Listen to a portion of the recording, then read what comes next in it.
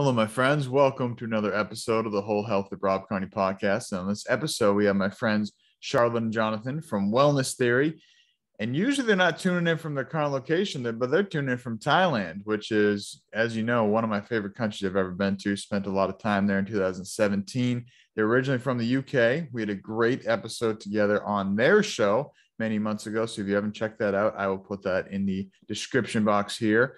It'd be cool for you to listen to this episode, listen to that episode, and hear the growth that has happened in that point. So Charlotte and Jonathan have something called Wellness Theory, and I'm going to let them share a little bit about what that is. We're going to dive in because we got a good conversation ahead of us. So Charlotte and Jonathan, welcome. Thank you. Thank you. It's so excited to be here, especially on your podcast now this time around. So we're excited to just share a bit about what we know, have a good conversation. And as you said, obviously we are Wellness Theory. And what that is a pretty much online coaching wellness platform that we started a few years ago. We decided to kind of merge both our skill sets together to bring an integrated kind of holistic view towards wellness, focusing on the physical, mental and emotional sides of wellness. Because we know when you focus on one and neglect the others, it just doesn't work. You're always going around in circles. So by integrating and marrying those two skill sets, that's when we created that magic and get that lasting change, which is what we're all about. Yeah, absolutely. And we're bringing those skill sets together. It was interesting when we really dug deep into what are the major things that we've noticed over our years and years, because our background is very much the fitness space. And what we noticed, like one of the key things that held people back was a form of stress. Whether that's stress in their work life, whether that's personal stress, it just varies from person to person, obviously, as how it shows up. But what we found is that a lot of people were struggling with their overall well-being, and it was all coming back to that root cause, which is why that's what we do now, is we specialize in helping people get to the root cause of their stress through healthy, natural solutions. I love it. And, it's funny you say that, because sometimes people look at me like I'm crazy and I say, I believe stress is the root cause of every disease in the human existence. Yeah. So sometimes people think that's a bold claim, but at the end of the day, like you mentioned, you can be doing all the right things. I'll put that in air quotes, all the right things of, exercising every day, eating healthy. But if you're stressed, you're causing an inflammatory response in your body. You're causing that sympathetic nervous system to be in overdrive. And if we can't get that stress down, like I mentioned, you can be doing all the right things, but you're not going to be seeing the results you want. And that's where I think dealing with stress can change everything. If we learn to manage our stress, we learn to actually learn how to rest, which is something I'm still working on, learn how to actually rest and not be go all the time. But that is such a key point. And that's what I think, last time we had a conversation, we just have a lot of alignment on that topic, because it is such an important piece that, especially in this digital age where we're staring at these screens all day, stress has become the norm, and it's almost become a badge of honor for a lot of people. Yeah, for sure. A lot of people do wear that as a badge of honor. Yeah, you hear it all the time. People walk around going, I'm so stressed today. Right. Or when people, how are you today? Oh, I'm stressed. They said, no, you're not stressed. And I think we need to get out of this whole stigma of stress is a bad thing, and start to really, instead of trying to manage our stress and thinking, okay, how do I get rid of it? You start to understand and accept it. It's a natural part of being a human being. But what is not a natural part is prolonged chronic stress. Right. So stress helps us grow. It helps us adapt. It helps us become stronger, faster. It helps us adapt to new situations. Helps us to learn new skill sets, new languages, move to a new country, get in a new relationship. It helps us to adapt to new environments. But when we experience prolonged stress for too long, it turns chronic. And when it turns chronic, it presents itself in many different ways: anxiety, depression, chronic pain, gut issues, skin issues, so many different ways that it can present itself. That's when it becomes unhealthy and harmful to us as human beings. And that's when we need to understand what stress we are experiencing and how to leverage the right type of stress and get rid of the unhealthy stress, because we can get rid of unhealthy stress and we can leverage the healthy stress to help us to grow and to become more resilient to handle stress in the future as well. Yeah, 100% agree with you. And that's something I talk about a lot is, the hormetic effect in terms of hormesis, and using things like ice baths, using like exercise is a hormetic stress in the body. You are putting your body under a short-term stress to grow stronger. And like you mentioned, that's beautiful. That's how the human body and the human species has gotten this far, by being able to, use things like adrenaline, use things like cortisol to move through these acute stressors. But if you look at nature, there's not a lot of chronic stress going on in nature. It's the fight and flight, and then it's the rest. Fight and flight, rest. Fight and flight, rest. Whereas now the fight and flight is just stimulated by these computer screens, by the boss, by the spouse, by the, the traffic, all these little things that now activate those same pathways in the brain. And now, like you said, they're becoming chronic. And that's where we get into trouble. So I love that you made the distinction that it's not that stress is bad. Stress is arguably the most important thing for human evolution that has allowed us to get this far. But what can we do to help to mitigate that chronic stress? We've got to start to learn to regulate ourselves. It has to start there. And it can be very hard to do that when we're already in that chronic state. So it then needs to be looked at from a slightly different angle, because when we're being preventative, right, and we're experiencing a bit of long-term stress, but it's still manageable, that's when we can be proactive about it. And things like hacking out our daily habits and daily routines, that can obviously really, really, really help us regulate very quickly. And it's a big, big return on investment of your time and effort. But when it becomes more long-term, more chronic, that's when we need to dig deeper and look at what is going on within the nervous system. What patterns have been ingrained already? How are you managing your own energy levels? And I'm talking energy levels from all angles here, to be able to sustain where you are, because usually that's an opportunity, right? Often people are using crutches like coffee and other medications and things like that, right? So that's an easy win, is when we can recognize what is that crutch, we can start to filter things out and actually bring in things that are a bit more resourceful and that are going to help to re-regulate ourselves. And the other thing is coming back to what is that root cause? At what point did this all begin? And we need to make sure we discharge any emotion that's attached to that, because we have to remember as well that, yes, stress is very physical, right? But emotions are physical too, right? We don't always think that. And just to go back to what John said earlier, when you ask people, how are you? Often they say, I'm stressed or I'm busy. They fail to give us an emotion. Right. And often what happens is that's a generalization, a lot of chronic stress is coming from a lot of charged up emotion coupled with a dysregulated nervous system. So when we can discharge that emotion that's been collected over time, and which we call stress compounding, then what we get to do is release that, which immediately turns our system, whether we've been in chronic stress or just short-term stress, it resets our system. And that's a beautiful thing. So when that happens, everything within us on a cellular level just starts to realign itself. And that's where we think the magic happens. Definitely. And I'd just like to kind of bring it back to what Charlotte said about discharging those emotions. And there's something that we are very good at doing when we're children, but become very conditioned not doing when we're adults, which is that somatic response. Is when we're children and we don't like something, or we're hungry, or something happens, we physically discharge the emotion we're feeling, whether we throw a tantrum, we scream, we stomp our feet. But when we're adults, we're taught that we shouldn't do that in society. We shouldn't do that in public. We shouldn't discharge our emotions. We should bottle them in and keep them in. And I know this firsthand from growing up, as I have, is to keep everything in and don't show emotion. Don't show sadness. Don't show love. Don't show all this, because you're not supposed to. Okay, it's not right to show it in the workplace or in this situation or that situation. So we stop we stopped showing those emotions. We stopped actually using our somatic response. And that's when that emotional buildup comes in. So like Charlotte said, it comes to the point where we have such a compounded effect that all these emotions are just coming out in different ways when we're not really sure why and actually what we're feeling in the first place. So like you said, there's no chronic stress in the animal kingdom, because when animals have that fight or flight response, once they know they're safe, they get rid of it they usually shake or they do something to release that energy, that buildup that's been happening. And then they bring it back to that parasympathetic, that rest and digest state. But we've forgotten as adults how to do that. And we're taught to not do that. So we just store it. And then eventually at some point in life, it's going to come out in a very unhealthy way. Absolutely. And I think that's a great way to recognize the innate intelligence that nature has. And when I was leading an after school program, spending time with kids, exactly like emotion. So what is emotion? Emotion is energy in motion. So if we're not allowing the energy to be in motion by being stagnant, by bottling it up, Well, it has to go somewhere. So it's going to go into our cells. It's going to go into our tissues. It's going to start causing damage at a cellular level.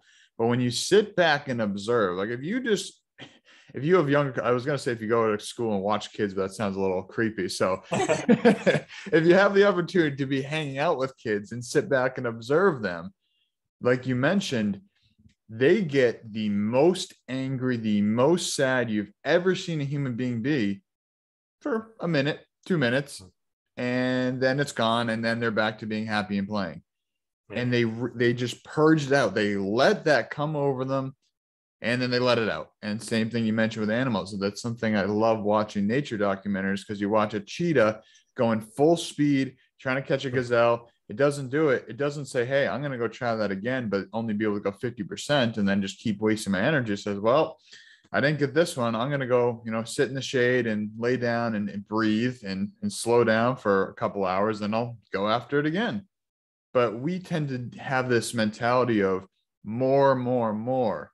And that's where we see in like the these 40-hour work weeks, which oftentimes are a lot more, is people are working.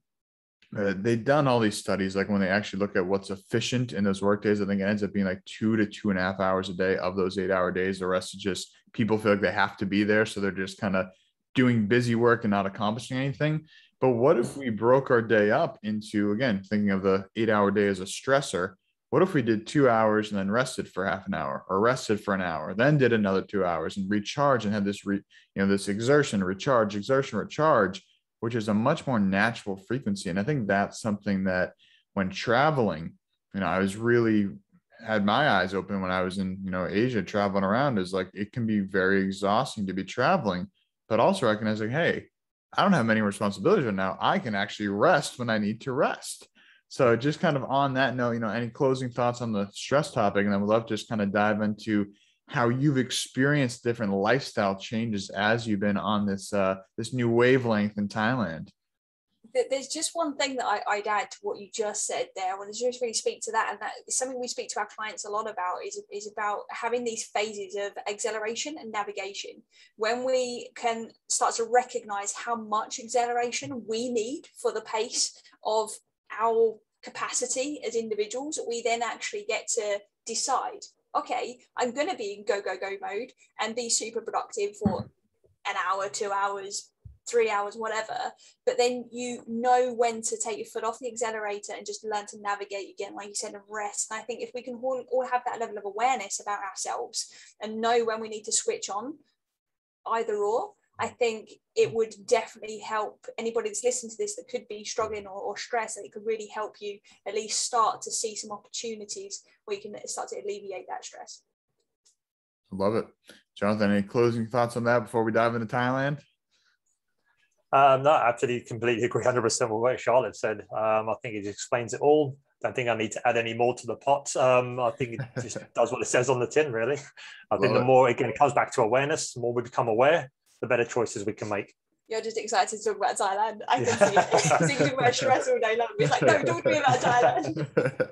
I love it. So it's just going to give, a lot of my listeners have heard this before, but basically in 2017, I set out on my one-way ticket to Southeast Asia and was in Sri Lanka for the first couple months there, living on my buddy's farm in the middle of nowhere, Sri Lanka. Tea farm, they had coconuts, bananas, all the fun stuff that you get in Southeast Asia. And then went to Thailand after being there for 2 months, and was in Thailand for about 6 weeks and did a meditation retreat, started in Chiang Mai, went down to the Southern Islands and Bangkok, and kind of went to a lot of places. And one thing that I learned about myself in that period is, one, how resilient the human body is to change environments, change beds, where I thought, oh, I have to have the perfect bed, the perfect pill all the time. But you don't get that when you're traveling around a new place and you're switching hostels or hotels every couple nights, and then changing food, changing all these different aspects. And that's a short-term stress in the body. So how have you found the transitions been? And how long have you been in Thailand now at this point? I think this is about six weeks now. Wow. Cool. So we started in Phuket for 3 weeks, and now we're in Koh Samui at the moment. And yeah, it's like our whole kind of routine has been flipped upside down since we got here, because of the time zones and how we work with clients. We've gone from being morning workers to evening workers. So our whole routines have now kind of it's got flipped upside on their heads, and we have to think of come up with a new routine that worked for us.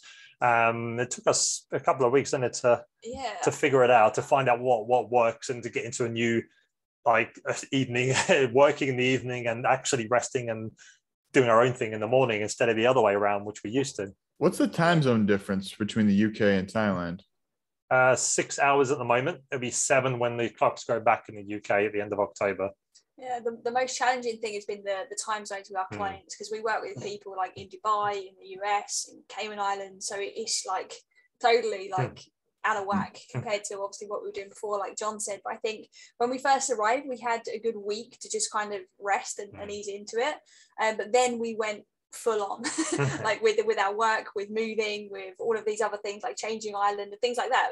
Bearing in mind this island is only like an hour away from the other one, but that completely threw us off tilt, didn't it? It did a bit. And we got to a point where it was like, whoa, like we're bouncing off the walls at like 1 a.m, which is totally rare for us. And we're like sleeping in, and we're like, what's going on? And we just needed to find a new rhythm. And fortunately, we've been able to do that again through just pausing, seeing what's working, make sure we've got the right kind of routines in place for both of us, because it's slightly different. And yeah, now I feel like we're finally getting settled. Yeah, it's just finding again, like for both of us, starting with the one thing that gives us the biggest return of investment when it comes to our energy. And bringing us back into a more grounded, balanced state. Because there's a lot of things that we do as part of our routine.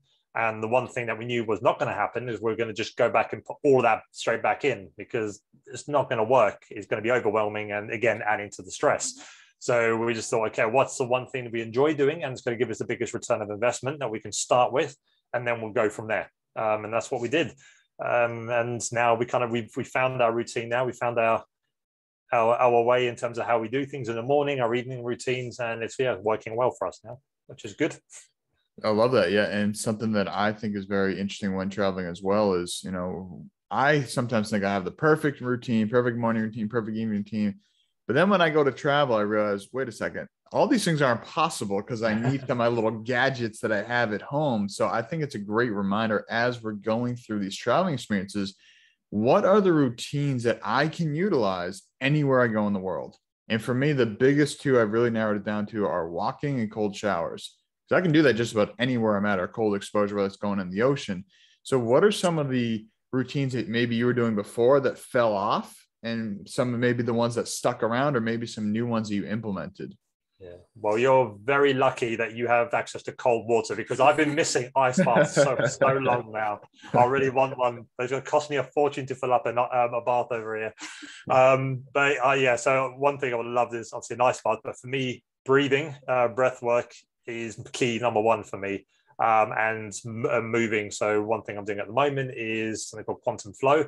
So it's just kind of a combination of breath, movement, qigong, that just kind of helps me to ground and bring me back to a more kind of centered, resourceful state. So that's my go-to thing. And again, all you need is your body and your breath. That's it, which is good.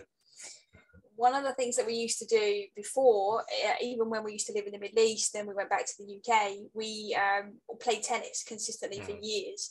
And since we've come here, because of some of the COVID restrictions, there's no access to tennis at this point. So that's been a big one for me, because I like to really enjoy my exercise. I'm quite competitive. So just kind of going for a run or whatever, it doesn't really quite tick the box for me anymore. I used to love it, but now not so much. So for me, I've obviously had to switch that out for something else. So now I've started to get into swimming again.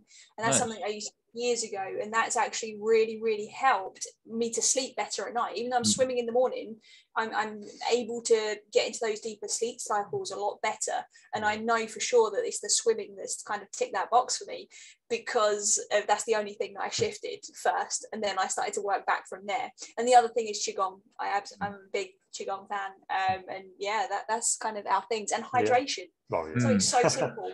That's been huge. Yeah, well, I love about swimming is it basically merges all the things you're just saying. You're practicing breath work while you're swimming, you're moving your body, and you're being very mindful you do it, because you can't have your phone on you when you're in the water. So that's one thing that I was a swimmer in high school. That was the sport that I was best at. And And ever since then, I've kind of lost touch with that. Just simply was like, I don't have a pool to swim in. I'm not close to the ocean. I can just go there on a regular basis.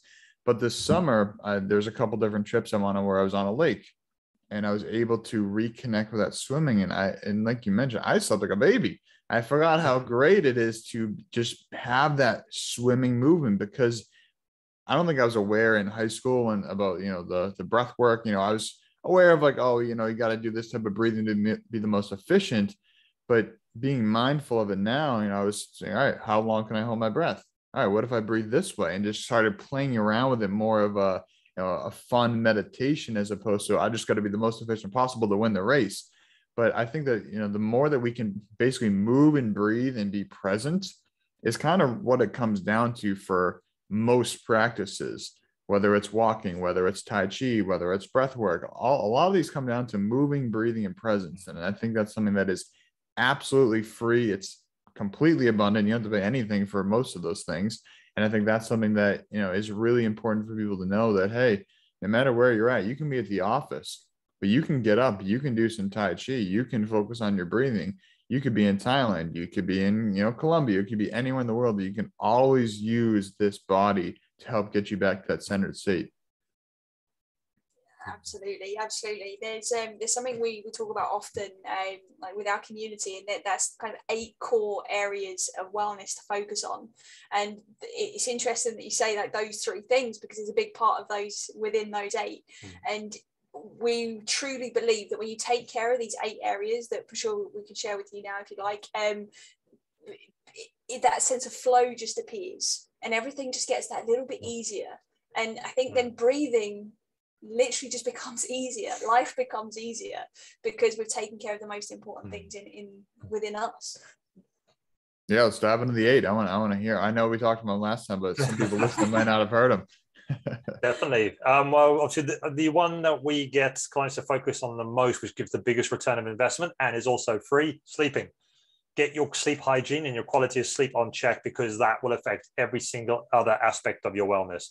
In terms of obviously your thoughts, your emotions, how you feel physically, all these things have a direct effect on, based on sleep. So sleep is one of the most neglected areas of most people, because they think sleep less, work more, get more done, achieve more. Yes, but no, you need sleep. If you want to be productive, you want to be creative, you want to be on top of it, you want to basically be present as well, you've got to get good quality sleep, for sure. Sleep is usually like the low-hanging fruit as well, because it's the one thing often people want in a way.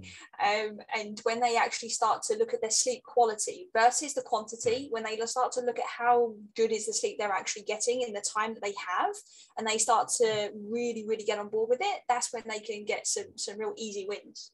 Well, on that sleep note, before we dive to the next one, I've been very jealous of the Oura Ring postings you guys have been posting of the mid to high 90s. I stopped using my Oura Ring for a while. I found that I was getting too attached to the data. So I've taken a little break from it. I just kept checking in, and I was like, this is becoming a distraction for me. But seeing your little sleep scores there, I was like, I don't know if I think you had like a 98 the other day. I was like, I don't know if I've ever had a 98. So I was like, you guys are doing something right. So on the topic of sleep, what are some of the tips and tricks that you're using? Because again, this is data that you're utilizing. This isn't some sort of like, hey, I slept better. Oh, how'd you sleep? Just a little bit better. There's concrete data. So what are you doing to optimize your sleep hygiene? So one thing which I think has been a game changer for us both is having no alarm to wake up to. Now, I know that's not always ideal for everyone, but at the same time, you can train your body to wake up without an alarm, even by weaning yourself off an alarm. But that has really helped, because I think before, my alarm would always wake me out of my REM cycle. Yes. Right. So I wouldn't complete all of the sleep cycles that I needed to go through. So what I've noticed just from not setting an alarm, I feel like my sleep is complete. Yeah, for sure. For me, I say again, it comes back down to breathing again. I like to do some form of meditation, or maybe just like a soundscape, I'll listen to in the background as I focus on calming my breathing down. Looking on a like 4 or 5 seconds in, 4 or 5 seconds out type of effect, just to really calm everything down, calm the nervous system down, and just start to help that promotion of melatonin as well to be able to get into a deeper sleep.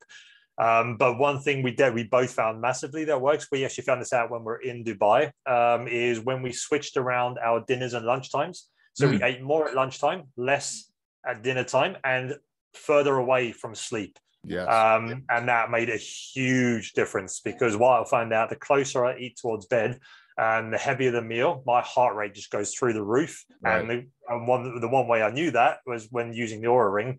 It used to jump up 5, 6, 7 beats per minute.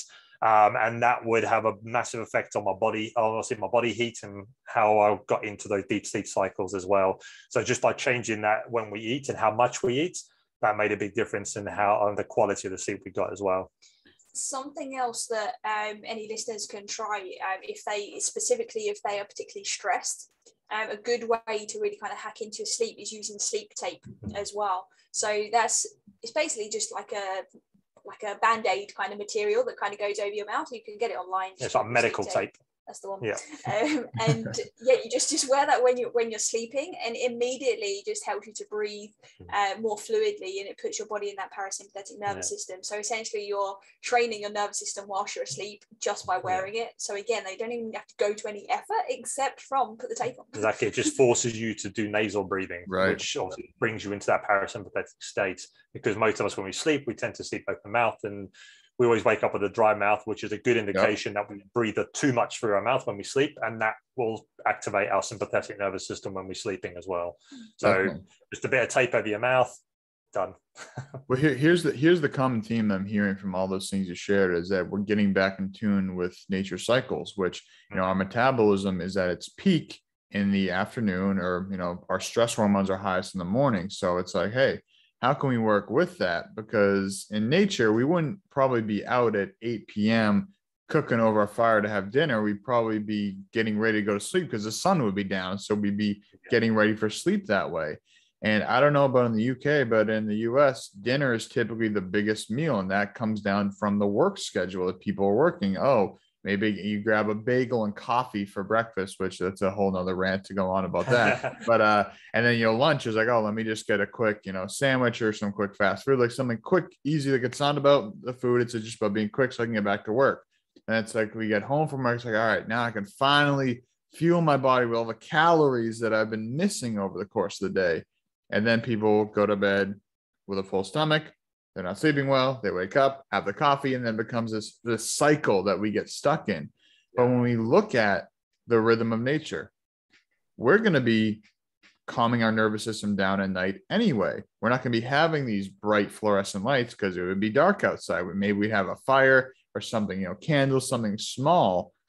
So a lot of these things are very intuitive when we really think about it. So for me, I'm not too caught up on, is my lunch going to be the biggest meal? Breakfast is going to be the biggest meal? But basically the intention is just dinner's not the biggest meal. Dinner's not the biggest meal. And that for me works.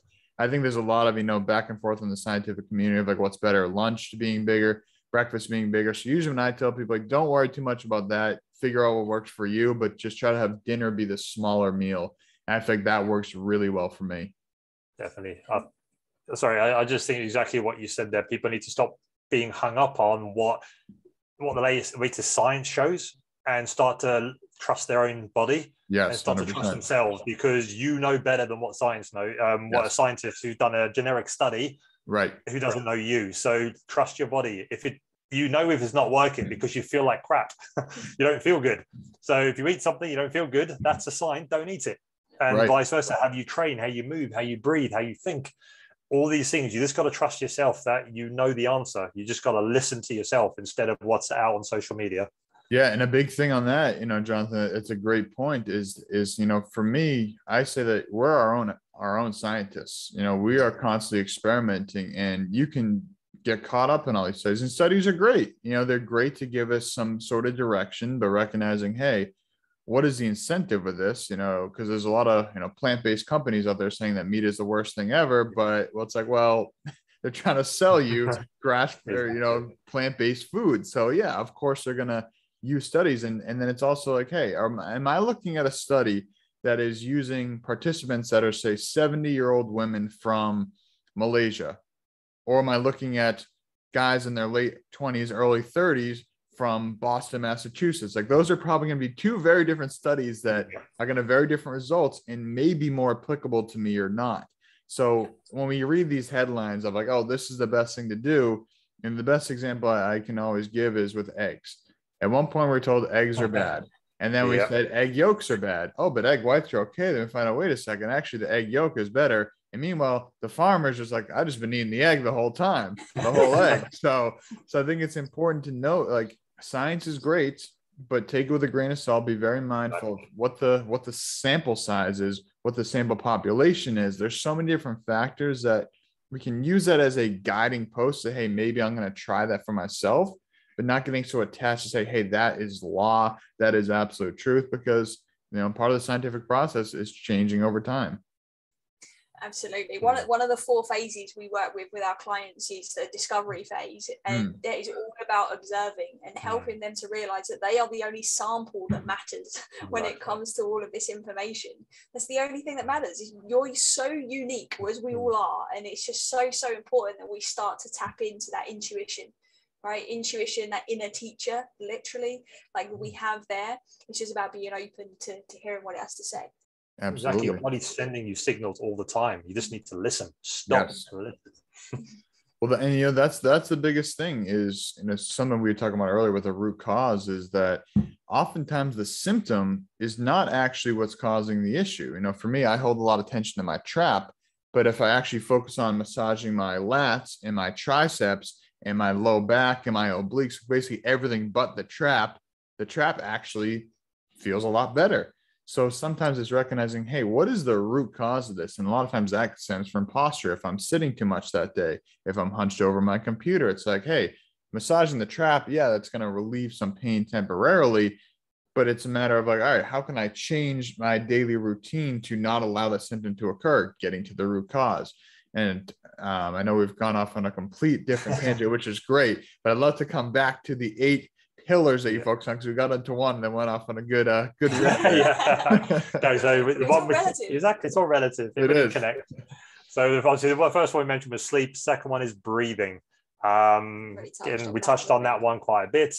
For me, all I want to say on that one is just the breathing is just the CEO of your body. It controls every system in your body. I like that. CEO of your body. I've never heard that. Cool. Yeah, so by controlling your breathing, you can make things better. You can make things worse just by changing your breathing. Totally. So the next one is movement. And again, we've kind of touched on this one earlier. When we honor our body in the way nature intends, it helps naturally for that stress to flow out of our system just easily and effortlessly. Definitely. Just moving mindfully, moving with purpose. And that just does the job. It gives your body what it wants. And life is movement. I think that's an important piece, is that, our cells are constantly moving. There is nothing in our body that is stagnant, or if it is, it's probably creating some sort of dysfunction or dis-ease in the body. But our body is constantly moving, constantly cycling blood. So if we can think of, in my opinion, the more we can incorporate movement, not movement necessarily being exercise, but the more we can incorporate movement, whether that be Tai Chi, walking, even just like stretching, restorative yoga, anything that is movement. Most of us live so sedentary that, in my opinion, the more we can incorporate movement, the more we are allowing life to move through us and allow that vitality to, really manifest itself. Yeah, 100%. I remember so I used to work in like fitness facilities, and so we was always moving around in the gym. You were always moving constantly on your feet. And then when we could become self-employed in the very beginning, when we were setting up our businesses, we went the other way. We're like on the computer often. We seeing so much. Like, whoa, what is this? Like this doesn't feel right. It doesn't feel natural. And that was a big wake-up call to make sure. And again, I love what you said there. It's about movement, not exercise. That is so crucial, because so many people get so hung up on, did you go to the gym this week? Did you work out? And they give themselves a hard time about it. They get more stressed, right? And the cycle just goes on. But the movement is the key, 100%. Definitely. Absolutely. Let's keep diving in. Okay. So next one we've got is nutrition and hydration. We've also touched on this a little bit. Again, very important to feed your body the right stuff. And like I always like to tell people, there's no such thing as good or bad. And there's no good food, there's no bad food. It's whatever serves you and what is resourceful for you. Because again, some people don't do well on certain healthy, quote unquote, healthy foods. Some people have intolerance to eggs, which are good for you in terms of a nutritional value. Some people don't do well with bananas or with broccoli. So the so-called healthy foods, it's all about what you respond to. And that's, again, listening to your body and seeing what you're taking in. Does it feel good? Does it make you feel energized? Do you feel great? Do you feel light? Or do you feel lethargic? Do you feel bloated? Do you feel in pain? Do you feel heavy? You got to listen to those signals and then start to adapt how you eat to do that. Because I don't do well with kind of like, I love pizza. I don't do well with pizza, but I love it. I'll still eat it, but very, very rarely. I do well with pizza. Yeah. It drives me crazy. not too much though. Okay, so the next one is energy, right? I think we can all agree energy is one of our greatest assets, and when we perform at our best, it's usually because we're flowing with our energy. And this comes into account, of course, from like the nutrition, the movement, all of those things are going to help to that vitality flow, but it also includes things like who you're surrounding yourself with. And what are you doing with your time? Where's your creativity? And all of those things come into play, because when we start to recognize, well, where is my energy at? And we start to question these things, only then can we start to actually come up with resourceful ways in which to ignite it. And that energy is that zest of life, right? Like you said at the very beginning, we've been doing all the right things, but if you're lifeless and you don't feel energized by life, then there's a red flag, a big red flag, and that needs some serious attention. Love it. I don't think. No, you've done a good job with that one. Yeah, you nailed that. Definitely. So the next one goes quality of thinking. So this one, very important, as obviously our self-talk determines how we feel. What's going on in our head determines how we're going to feel, and how we're going to feel is going to determine how we show up and how we present ourselves physically. So it's important to understand what's going on in our head and how to be able to think more resourcefully and deal with those thoughts that aren't resourceful. And it's not about not thinking. As we said, many people go, I need to stop thinking. I can't stop thinking. You're never going to stop thinking. Well, they fall into the trap of only positive thinking, right. Which can also as toxic. So when we're talking about quality of thinking, we need to go all the way back to our conditioning and start to understand, well, why do I believe what I believe? Why do I think and feel this way about myself or the environment around me and the community around me? Right? Because like those things are informing our life experiences. And when we actually start to, be able to observe those thoughts and see what's kind of under the hood, when we get to do that, then we get to intervene and start to reshape that quality of thinking to one that actually serves us to where we want to go. One of the most common things that we hear so often is when people talk about what it is they don't want. Right, all of the things that they don't want. It's like you ask them, what do you want? And they give you all the big list of all the things they don't want. Right. And that is just a big clue as to quality of thinking needs some attention. So anybody listening to this, just always check yourself. Next time somebody asks you, what do you want? Even if it's something as simple as like, what do you want for dinner? Chances are you're probably going to rule out lots of things before you decide. Right, and it's like, oh, I don't want pizza, I don't want curry, I don't want this, I don't want that, and then you finally come to a conclusion. That's just a sign that that's your natural habitual way of thinking. And in that instance, like, what do you want for dinner? It's not a big deal. But when you're thinking about where it is you want to go in life, and you keep putting these pictures of all the things you don't want in front of you, you're going to come up with more and more roadblocks and obstacles, and that's just not going to help you get there. No. Yeah. And, honestly, it's the more that we focus on these things we don't want, the more power we give them. And the more that those, like you said, those obstacles are going to keep coming up. And, my mentor, Paul Chek, always says the answer to every prayer is always yes. So if you're saying, I don't want to be sick, I don't want to be sick, I don't want to be sick, you're basically reinforcing, like, your brain doesn't hear the don't part. All it hears is the sick, sick, sick. And then you're creating that thought. And I think that's a big thing that is, very challenging to watch with the media right now. Is all about don't get sick, don't get sick. It's like, what about being healthy? What can we do to be healthier and be more robust and be more vital? So it's the shift from, fear and scarcity to shifting into that I'm actually in control and I have an abundance of opportunities and ways to go about life. So it's really a quality of thinking, like you said. So how can we shift our mindset? And I love the challenge you gave to the listeners here is, hey, if you're going about something and your first instinct is, I don't want this, I don't want that. How can we just, first of all, it's not very efficient going through all these things we don't want. How can we shift that to be, hey, what do I want? What do I like? Well, I like doing this. Okay, that's cool. And it'd be cool if I had that too, and start focusing on the piece that we do want. And then we're putting together this puzzle of the things that we do want instead of giving all this power and mental thought to all the things we don't want. And a lot of that is unlearning, letting go. I think you mentioned about, how we were conditioned, a lot of those things. And that comes with being honest with ourselves. We got to look ourselves in the mirror and say, hey, this is where I'm at, but I don't want to be here anymore. I want to be there. I want to focus on getting to this point and not focusing on the baggage from the past. And that's a conversation that takes awareness and takes, being completely honest with ourselves. That's not always easy. Absolutely. It's interesting you say that, because with that example of focusing on obviously what you want instead of what you don't want, it throws up another problem that seems quite common out there, is that people don't know what they want. Right? And they're like, but I don't know what I want. And then they're like, well, what is my purpose? What should I be doing? And then that's when they're looking outside of themselves. And it brings us really nicely into the next one of the 8, which is emotions. Right? When we follow the feelings, it will lead us where we want to go. Right? If we allow ourselves to feel and listen to those signals of what's make us feel good or not so good, when we start to learn from them and accept them and let them go sometimes as well, like when they need to go, then that's something that really helps us to be able to actually move forwards as well. And that stops that build up, that stress compounding that we mentioned at the beginning as well. It's huge. Absolutely. Yeah. Definitely. And the last one we got for our 8 is action taken. And this is important. It's okay to become aware of everything that's going on and to listen to yourself. But if you're not taking action to do something about it, again, you're staying exactly where you are. You're making no difference.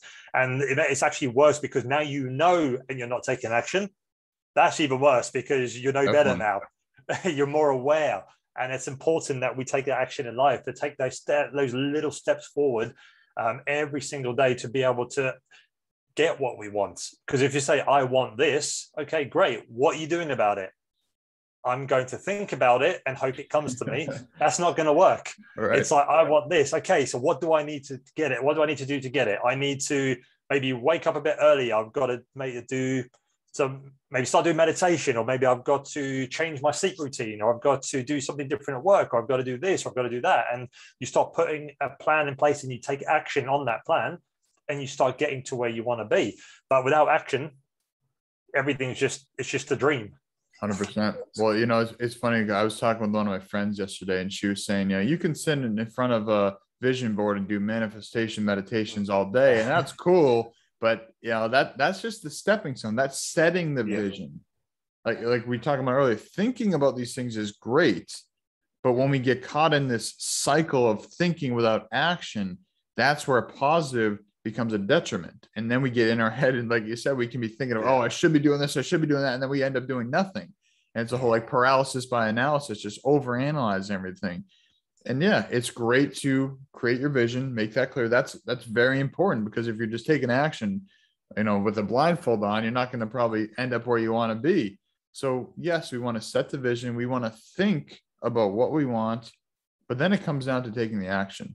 And I love that that's the capstone on the 8 is you got to do something about it. You can read about hydration, you can read about movement, but if you're reading about movement and reading about becoming a bodybuilder, but I've never lifted a weight, well, I'm going to say the guy who's been doing bodybuilding for 10 years probably knows a little bit more, even though he's never read a book about it.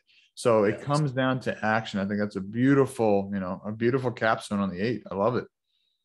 There's one thing I'd love to add to that as well, is that we tend to go through these 3 phases on our journey, right? And I think we can all relate to this somehow. Is like, at one point we're kind of consumed, right? We're consumed by our life. We're like in it. We're in our problems. We're in our experiences. And like you said, it's almost like being a blindfold on, and we're almost like just kind of fighting fires through life kind of. situation. Then we move often into like an observer phase, and we start to realize, a lot of people call this like awakening, right? But if we start to observe, we're like, oh, why did I do that? Or they start to observe more problems as a result of what it is they're doing. They start to realize that they're the common factor in maybe some of the things that they're experiencing. So they move from this like being consumed mode into an observation mode. And that observation mode is incredibly powerful. Like we said earlier, awareness is so key for anybody who wants to have changes in their health and in their life in general. But when we get stuck there, like you said, we can go on a bit of a spiral there as well. So that means it becomes so paramount that we move into the third mode, which is about being a creator. Because when we can then step out into, okay, well, I'm observing, this is what I'm learning, this is what I'm experiencing, which is fantastic. Okay, so like you said, what are we going to do about it? What can we create from here? Well, how can we create the best relationships? How can we create the best experience in our careers, in our work, with our loved ones? Like, what does that look like? And when you're coming from a place of creation, that's when that flow tends to happen. And that's such a beautiful thing, because that's when what we've noticed as patterns with our clients and in our own journeys too, is that when we get to that state of kind of creation, it starts to have a bigger ripple effect. And we start to then reach and spread more people, and you start to notice that, you know, family just becomes happier, and then the friends of the family become happier, and now all of a sudden there's a whole neighborhood that's happy, and then all of a sudden there's this ripple happening wider and wider. And I think that's what really spurs our mission on, isn't it? Definitely, for sure. It's like when people start to realize that when they are healthy and well, they can become a force for good, and it's about working on themselves to be able to step out and help other people. And that's where that kind of that purpose comes from, that sense of fulfillment as well. It's not just about, great, I'm good now. It's like, no one gets to that point. When you get to that level of awareness and you work on yourself, you don't just stop and go, great, I'm good, I'm going to carry on with my life. You start to think, how can I now make a bigger impact? What can I do to help others? And that's the magic of the creator phase, because you're always constantly wanting to do more and more and more and grow from that and help other people grow within that as well. It's coming from a healthy foundation. Yeah. Right. That's the beauty of it.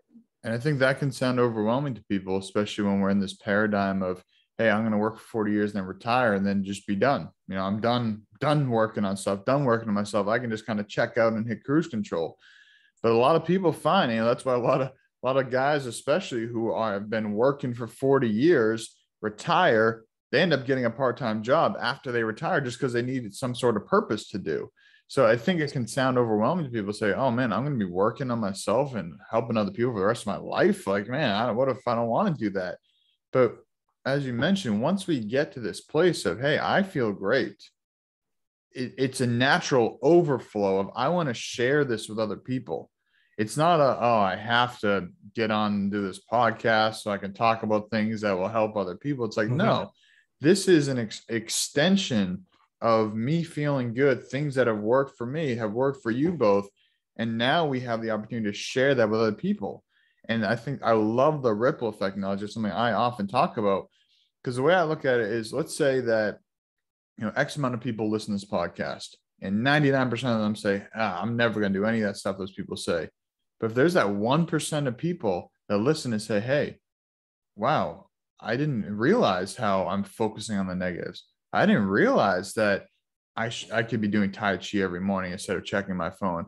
I didn't realize that I could be, you know, breathing before bed. And now their life changes. It's not always about reaching the maximum amount of people. It's about reaching the right people. And that's what the ripple effect is, hey, if one person makes a change from this episode, to me, that's worth it. You know, obviously I'd prefer it to be hundreds of thousands or hundreds of thousands or millions of people making changes from this episode. But at the end of the day, it's the ripple, and that ripple is going to start small, but eventually it's going to expand out. And once the ripple is huge, it's hard to even see where the ripple started from. And at that point, it doesn't even matter. It's the change has happened. The change is going. And I know that you guys are making some major changes in the world. So I want to thank you for doing that. And I also love the 8 pillars you talk about. I often talk about the 6 foundation principles in mind, which is moving, thinking, breathing, nutrition, hydration, and sleep. So basically you've got those 6 plus a few more. So we're pretty spot on with the alignment there. But I know that you both have an event coming up pretty soon. We'd just love to have you, share about that and where people can follow along, learn more, and, stay connected with you both in your journey. Yeah, awesome. So the event that you refer to there is called Become a Force for Good. So quite in line with what we've been talking about. And basically, we've got 7 incredible speakers who are going to be there, who are speaking in and around the topics on how to have the impact you wish you could, how to make a difference just as you are. So anybody that might have been listening to what we're talking about and it feels overwhelming, that's going to be a huge topic that I think you'll absolutely love. There's so many, I won't list them all now, but if you do want to find out more, all you need to do is follow us over at Wellness Theory on Instagram or thewellnesstheory.com, and they'll find everything they need. And also on there, they can also find a scorecard on those 8 areas that we've just spoken about as well. Those 8 core practices that we all need to be well. They'll be able to not only see where they are and what they're doing really well, they get to see how they can develop and improve any areas, and they'll also get some practical and tactical videos there too to help them along the way, all for completely free. Definitely. I just want to touch in there with the events. If those people listening thinking that this sounds all overwhelming and how can they actually start to make a difference, just by attending the event, you will make a difference already, because all the proceeds from the event go to a variety of really good causes that are in line with the 2030 global goals as well. So literally their attendance already has a huge impact on some very important causes out there at the moment. And if you can't make that event day, we will, and especially with the time zones and things, we will be making the recording available after as well for anybody who can't make it on the day, and they'll get all the same perks as everybody else. Beautiful. Well, Jonathan, Charlotte, thank you for being yourselves and sharing your messages here today. And I'm excited to see the ripple effects that come out from this episode here. Any closing things you'd like to leave with our listeners? You first? Okay. For me, I would say in terms of closing, I think just trust yourself. Like, there's so much information out there, so much conflicting information out there, and it can be overwhelming. And I think you just got to take a few breaths, take a step back out of all the chaos, and then just trust that you have the answer. You just need to start to listen to what your body's telling you, listen to what you're telling yourself, and it's okay to ask for help and advice, but first of all, find out what questions you want to ask first. Step back and go, where am I right now? And how am I feeling? How am I doing? Am I where I want to be? Okay. And if not, do you know where you want to be? And if you don't know, then you can go out and ask the questions. You can go and seek help and advice for people who can help you find the question. But first, you just need to be able to believe and trust in your own ability to figure it out. And then if you can't, then okay, I'm at this point now where I can go out and I can ask the right questions to people to see who is a right fit for me, who can maybe help guide me to where I want to be. Love it. From my side, I would just add to that is that we all have the resource we need within us, and it's just about learning to access that. And I think a great starting point for that, for anybody who's listening, is to ask yourself the question is, who am I being right now? And who do I want to be? Because we talked a lot in this episode about all the things you could do.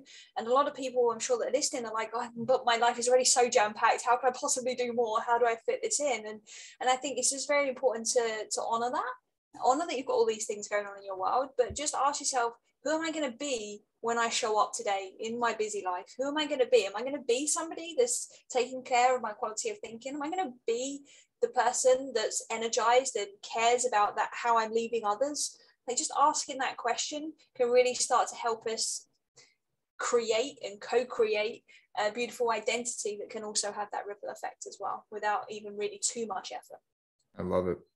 Well, everybody listening, go make that ripple effect. Start by following them. And again, if you didn't catch where to find those things, I will put all the links in the description box here so you can check that out. I'd love for you to follow them on their Wellness Theory account. Check out what they're doing. Check out their events. And, follow along with the journey. And if you found like this was helpful to you, this episode in any way, shape, or form, would really love for you to share this with a friend and just keep that ripple effect going. And, download the free ebooks I have on my website, learn about growing your own food, learn about stress and sleep, and just start there. Start with the simple things. And it doesn't have to be anything crazy. Give them a follow. show up to their events, download a free ebook. Like, these are little things that share the podcast. And it doesn't have to always be these crazy actions of, oh, you got to go hike Mount Everest. You got to go do these crazy feats. Start small, start where you're at, and keep it going. That's the biggest thing, is just being consistent, keep showing up. So, everybody listening, I appreciate your support. I appreciate you tuning in. Charlotte and Jonathan, thank you for being you, my friends. Thank you for having us, and thank you for the incredible work that you do as well. You're certainly creating that ripple effect as well in your way. Thank you very much. Well, everybody listening, have the best day ever. Talk to you soon.